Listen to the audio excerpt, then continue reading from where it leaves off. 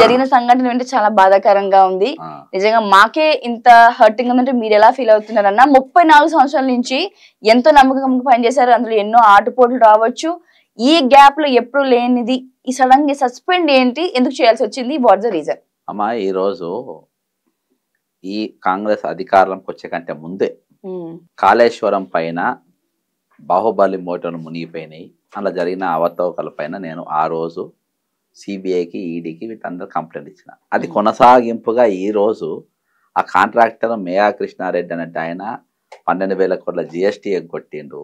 దాదాపు 1,50,000 కోట్ల రూపాయలతో కట్టినటువంటి అది పనిగా మారిపోయింది. దాని మీద ఎంక్వైరీ చేయాలని ఒకటి చెప్పారు.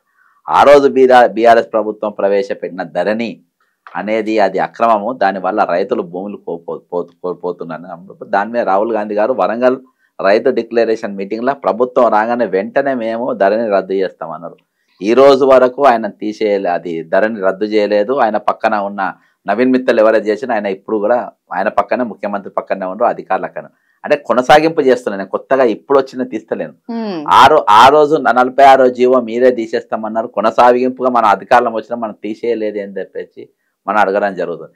ఆ రోజున్న స్త్రీనిధి ఏదైతే పంచాయతీ రాజకీయం ఉందో అప్పుడు రిటైర్డ్ ఎంప్లాయీ విద్యాసాగర్ రెడ్డి అన్నట్టు ఆయనను దానిలో ఎండీగా పెట్టిండ్రు.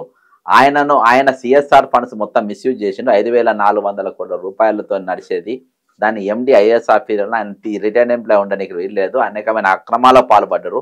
ఈ పైసలు కేటీఆర్ కు ఈయన పాలకుర్తి కాన్స్టిట్యున్సీ ఖర్చు పెడుతుండ్రు. ఇది అక్రమము వాళ్ళ ట్రస్ట్ పేరు మీద. యాక్చువల్ ఆ రోజుకెళ్ళి ఉద్యమం ఈ రోజు వరకు జరుగుతుంది.